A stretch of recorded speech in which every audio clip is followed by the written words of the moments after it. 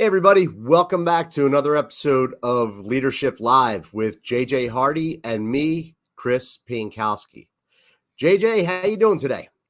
Well, it's a wonderful day. It's a Friday. We're doing this a little bit early today because I have some other stuff going on. So I get to get my favorite thing out of the way first so I can buckle down and get to work.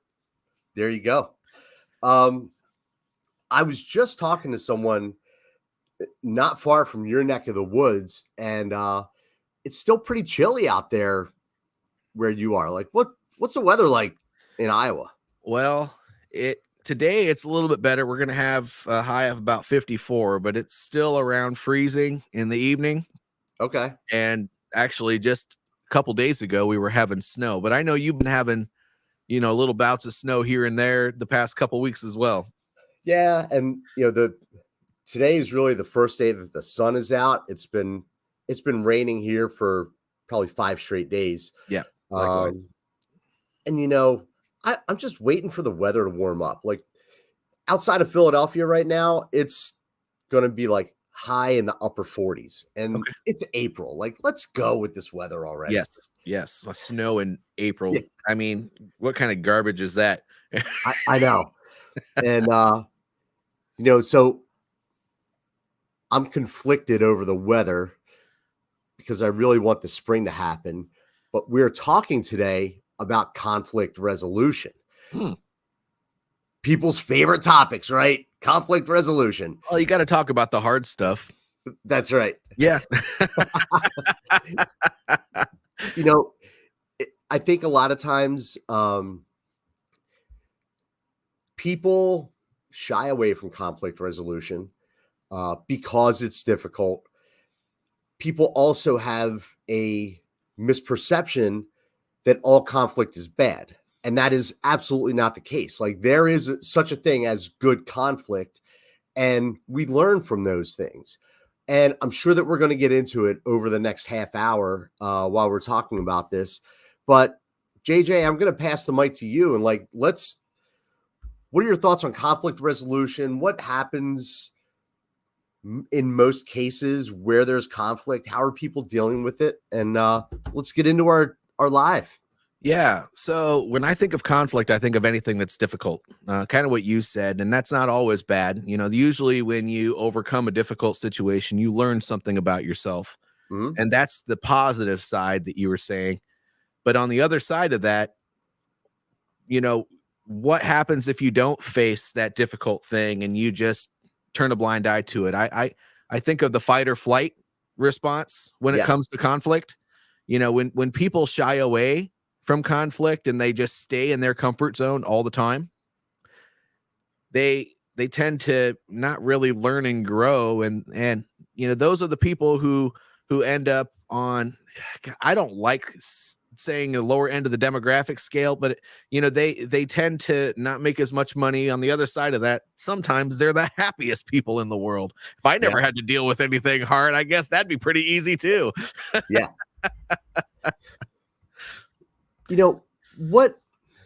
So I look at conflict just like you said. It's a difficult situation that you find yourself in, and you have to learn how to, move through it. But I think first and foremost, like anything else, you've got to be able to identify the source of the conflict, right? Yep. Because you've got surface level stuff, and it's just like if you're going through a problem solving exercise or whatever, you've got what's on the surface, and then you've got the root cause. So when you've got people who are acting passive aggressive, you've got someone who's acting grumpy, Joe Snuffy is just ignoring you today. All right, that's all surface level stuff. What's the root cause here? What's causing this conflict? And how do we get to the bottom of it? What are some things that you help people to understand to get to that root cause of conflict? Well, first of all, I will say that sometimes it's impossible. Human connection is the very first part of all of that. So when you're talking about people that are being difficult at work, or if they're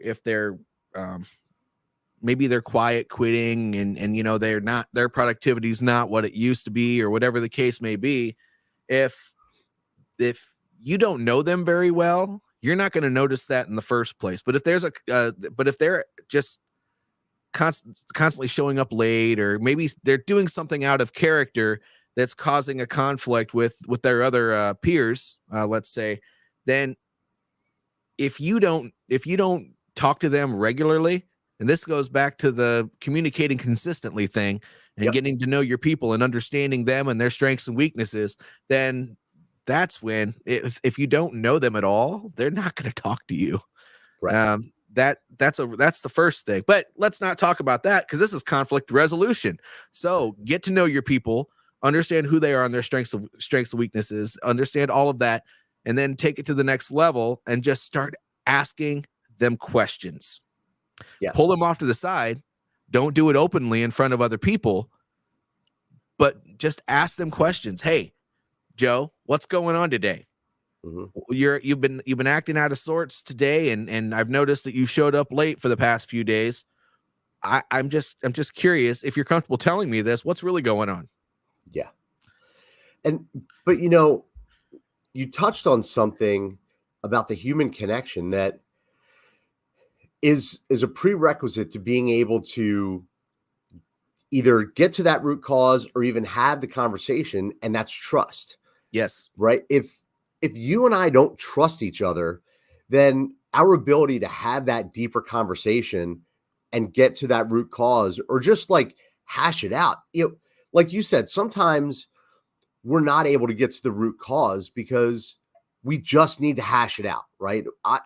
I need to get something off of my chest, and it may have absolutely nothing to do with you. It may be something in my personal life. Like maybe I drive a piece of crap car and I've been having trouble getting it started for the past few days, and that's why I've been late to work.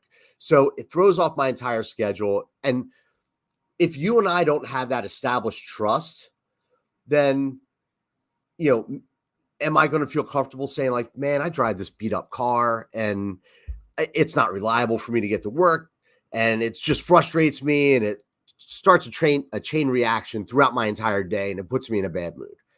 So oh, sorry, go ahead. I thought you were pausing. No, just if you and I don't have that relationship and that trust, the chances of me going into that are going to be pretty slim.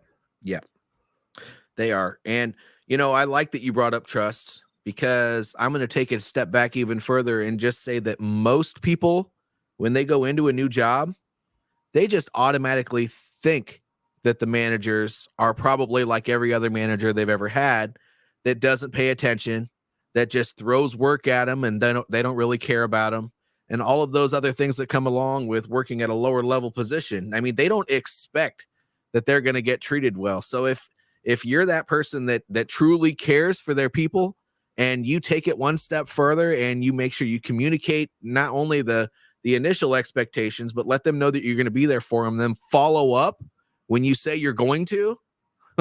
That's the biggest one. Following up when you say you're going to.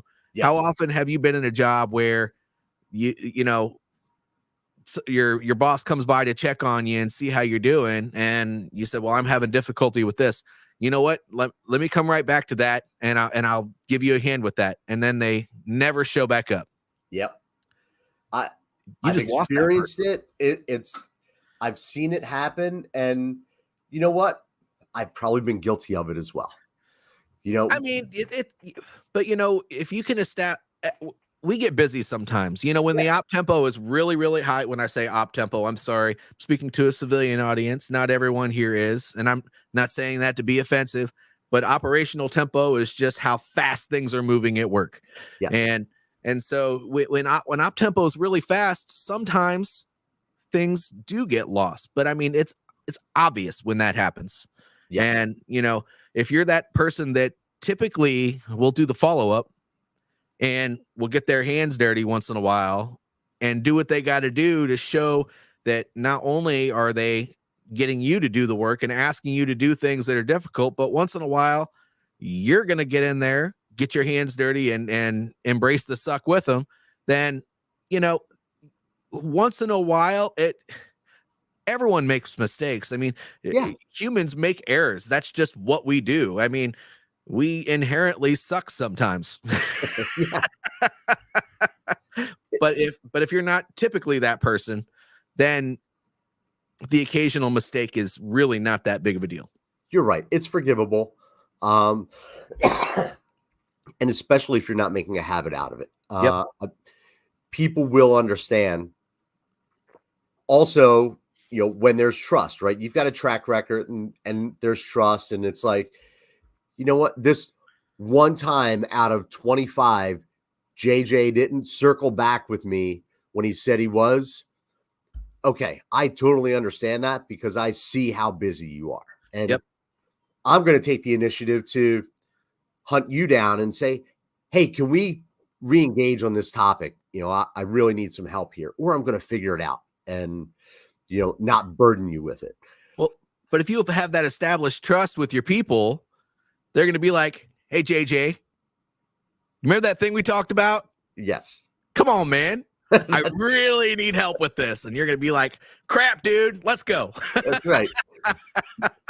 No, you're absolutely right. And those are the times too, that as a leader, when you do make that mistake and your people have enough confidence in your relationship to call you on it, those are the times that, unless you're running to a fire, you stop what you're doing and you say, yeah, all right, let's get that taken care of right now. I'm sorry. Let's take care of this. But getting us back on the track of conflict resolution, one of the things that I like to talk about is, how do we anticipate potential conflict, right? How can we be proactive about seeing conflict coming down the road and then getting ahead of it? Is that something that you think about, that you teach? I know it can't just be me. I'm very much a 3 steps ahead kind of thinker, and that's just how my brain's wired. But I know it can't just be me. I'm always trying to mitigate risk, but no. As a matter of fact, I kind of alluded to it earlier. It starts with, I'll call it preventative maintenance. Okay. So when you set and manage expectations, you have regular conversations with your people, and you don't lead from the office, you'll start noticing things, and you'll know who people hang out with. You'll know what's going on in their life on the weekends. Typically, you hear about it at some point, whether you hear about it from that individual person or you hear about it through the grapevine because you're part of it. Having the mindset that, they don't work for you, they work on your team, and you make yourself a part of the team instead of some figurehead that just barks orders at the top. People appreciate that more than someone could ever know. And if you know your people and you're part of the team, then I think that the biggest way that you can mitigate the risk of conflict is just noticing when something is off. Yeah. And having just that conversation that we talked about earlier, where you walk up to somebody, if you notice something is off before they've showed up late for work, before they decided to punch Jane in the face, or before whatever happens. And if you know your people and you understand who they are and not just their strengths and weaknesses, I mean, maybe you understand their emotional strengths and weaknesses, but more importantly, their habits, then you're going to know.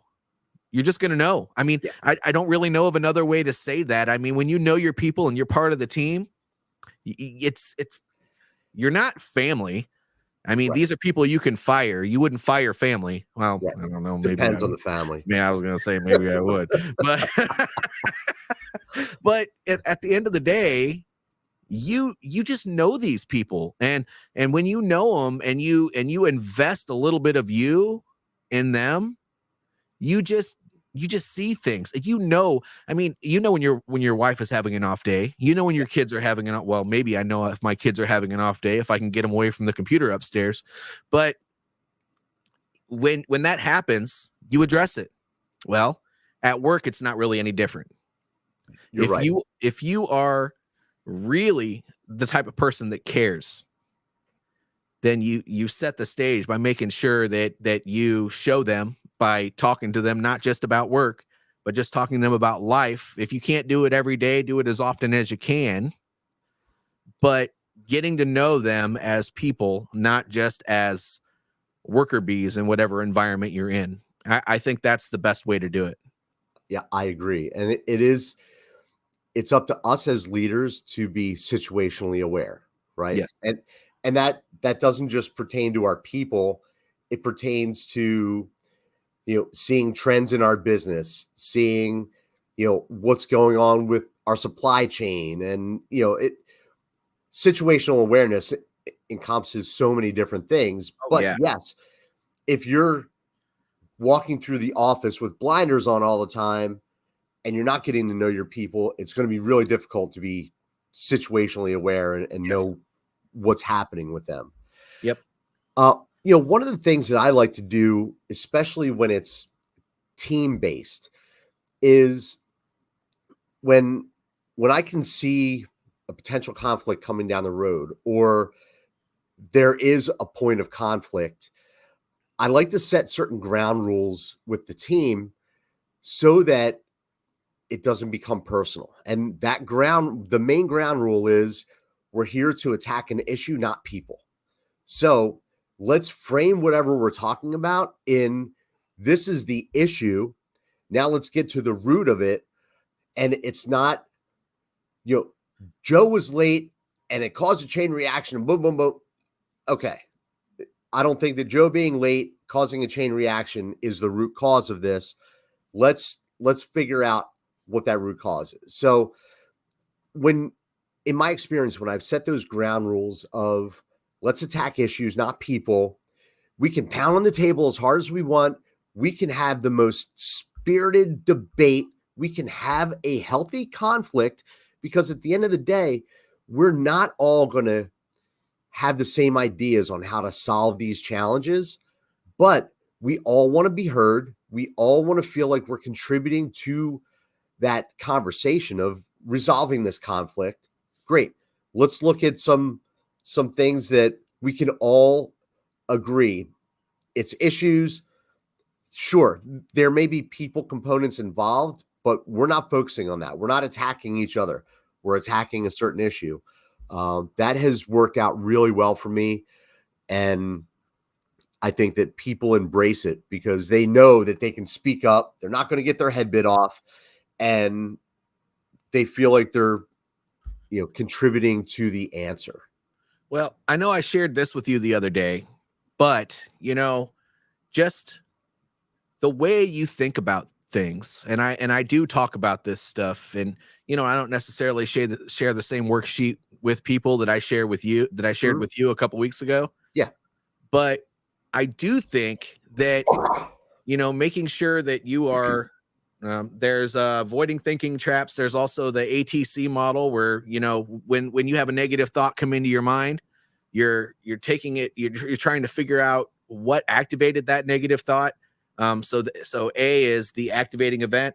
T is the thinking trap. You're trying to figure out why you're saying what you're saying to yourself. And then you're moving forward and you're talking about the consequences of that. And those are the emotions and the reactions. Well, the emotions, sometimes you can't necessarily control the emotions, but you can definitely control how you react to those emotions. Yeah.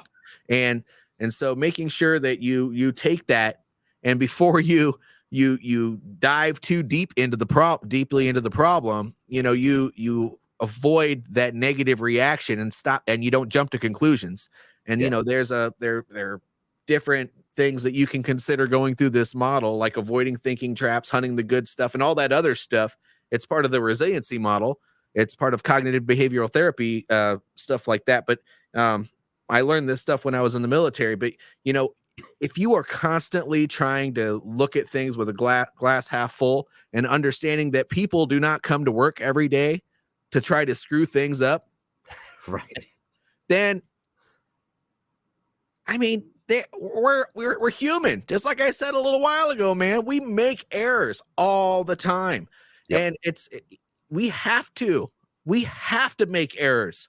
We never learn anything if we don't screw things up once in a while. That's right.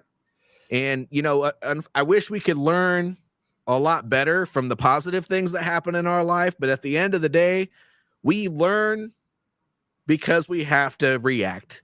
And you learn a lot faster when you react, because it's a longer road when you have everything great happening. If good things are happening all the time and you never have something bad happen, I mean, I don't know what world you live in, but that would be fantastic. But, you know, I like that conflict happens, because you learn from conflict. You learn from bad things.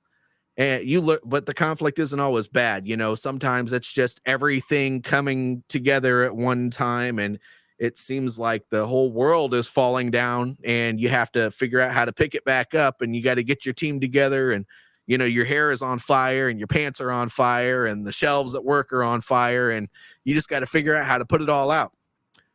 That's not a bad thing. No, it's absolutely not. And again, it comes back to your perspective, right? It's the glass half full. Let's look for a silver lining here. I was just talking to someone earlier this week, and we were talking about failures. And, you know, for the longest time, I've used the word fail as the acronym, first attempt in learning. But, you know, there's a certain level of emotional intelligence that goes into your approach to conflict. Yes. But why do you think so many people avoid conflict? Like, when you avoid it, the resolution becomes harder because you're just burying your head in the sand. Some people, in my opinion, are just inherently passive. Yes. And they just don't like dealing with anything more than they have to. And you know what? That there's a place in this world for everybody, but those people that are just not willing to do anything hard, you know, have them doing something that's really, really easy. And if you don't have anything that's easy, let them know that they're going to have to kick the can down their own and find something. But, you know, some people just cannot handle difficult stuff, whether they have high blood pressure and they know that's going to give them a heart attack if they deal with something hard, or maybe they were abused as a child, and so dealing with conflict sends them to another place.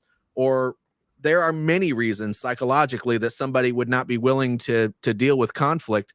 But at the end of the day, you know, you really just have to meet people where they are. And sometimes you have to hold their hand through it.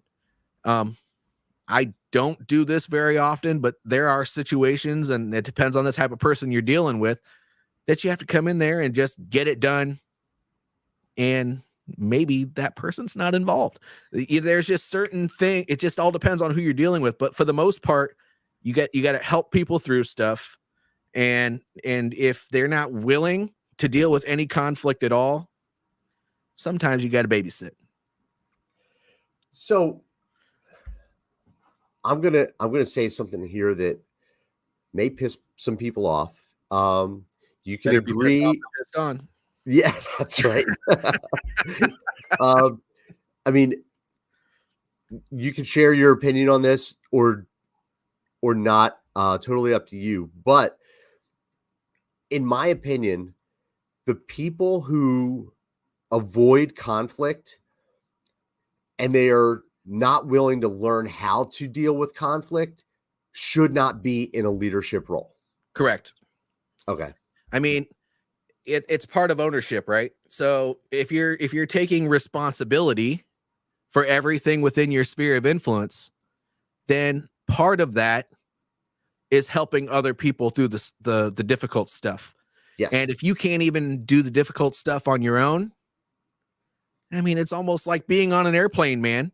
I mean, the very idea that you have to be able to square yourself away with your oxygen when you're getting ready to go down before you help somebody else, well, it works the same way at work. If you can't take care of yourself, if you can't deal with conflict on your own, how are you going to train other people on how to deal with conflict? And you're right. And it's not only training others how to deal with conflict, but when you're in a leadership position, there are times that there are conflict between two other coworkers or a group of coworkers that have nothing to do with you. They just happen to be part of your team, and you need to step in and mediate. You need to step in and have those conversations because, I've seen it.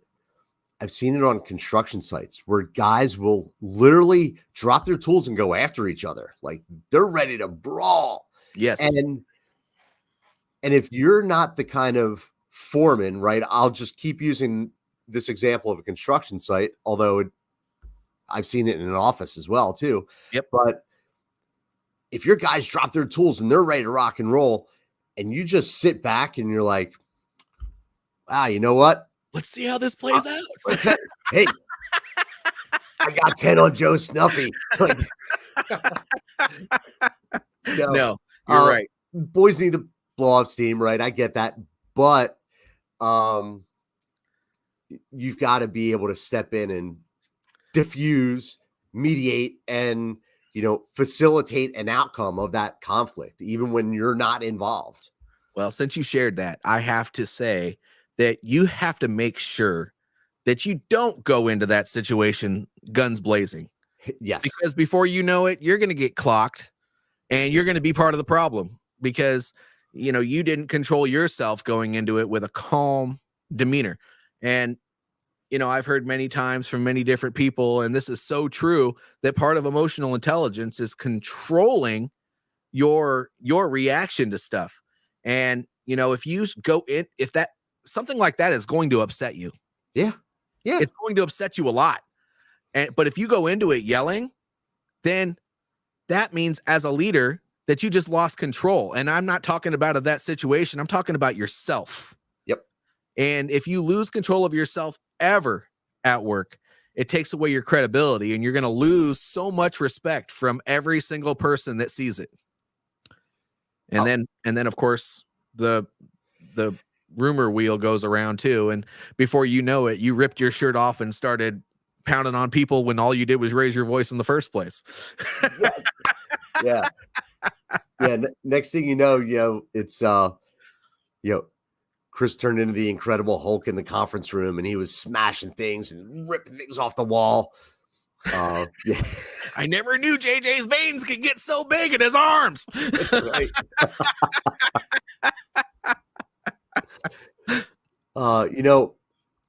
I'm happy that we're able to laugh about this and make a little light of it. It is a serious topic, but at the end of the day, if you don't laugh, you're going to cry. Right. And I'd much rather laugh. And especially in the face of a difficult conversation, conflict, we need to be resolute. And sometimes we need to inject a little humor into it. I think it's important to do that. If you ever do training with your people or just have a conversation with them, which is training on conflict resolution, it's any way you bring awareness on a topic to a group of people.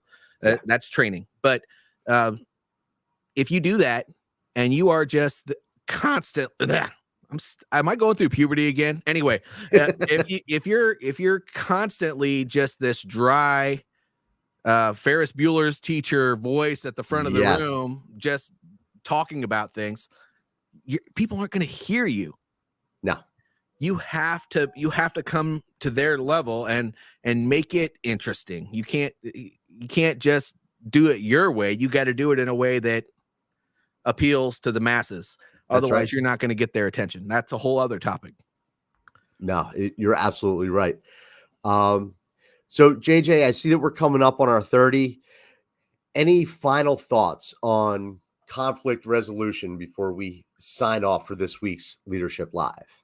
Yes. So conflict resolution is all about taking ownership of the problem and just tackling it. And, when you're a leader, your people might not always be able to do that. So it's your responsibility. It's part of your sphere of influence to step in there and help them through it. Give them tools to get through these things. And in addition to that, you have to avoid these thinking traps that come up that cause you to judge people for going through this conflict. Everyone has a different situation. That's all I have to say about that. I think that if you consider all of those things, you'll be at least a little bit successful when you go into your first management role. Agreed. And don't be afraid to address the conflict. Don't be afraid to, set those ground rules as you're going through those resolution steps, right? Hey, let's attack issues, not people. Let's inject a little humor along the way, diffuse the situation. But most importantly, do not avoid it. It's something that if you're leading people, you must be comfortable in dealing with conflict. So, figure out ways that you can toughen yourself up, whatever that looks like, so that when those situations arrive, you're comfortable with it and you're able to go. Not toughen yourself up, but nobody expects every brand new manager to understand how to do everything. So make sure you get a mediator in and watch them do it so that you can learn those tools and be able to do it yourself. Oh yeah. It's so important to have mentorship when you're a new leader, because you're kind of learning on the job, right? You've seen what other people have done. You've kind of come up in your career, you've experienced things, but having that mentor who maybe you ask them to sit in that meeting where you're going over this topic that is a conflict, and you give them the green light of, hey, feel free to jump in, feel free to kind of let me swim, until you see I'm flailing around. But yes. Yeah. Once you see my head go underwater and I'm not moving anymore, please throw me a rope and, and then let's debrief afterwards and, figure out how I could have done better. Right. But, JJ, I thought this has been a fantastic conversation. It's something that people need to hear. Conflict is part of leading people, and you've got to be able to have some tools to deal with it. Agreed. So everybody watching, thank you so much. If you're watching, you're listening, however you're consuming this content, if you've got some nuggets of knowledge out of it, please share it. Please like it. Please drop some comments down below, and JJ and I will keep an eye on the comment section. We'll keep it interactive. But until the next time, JJ, have an awesome weekend. Everybody else, see you next time.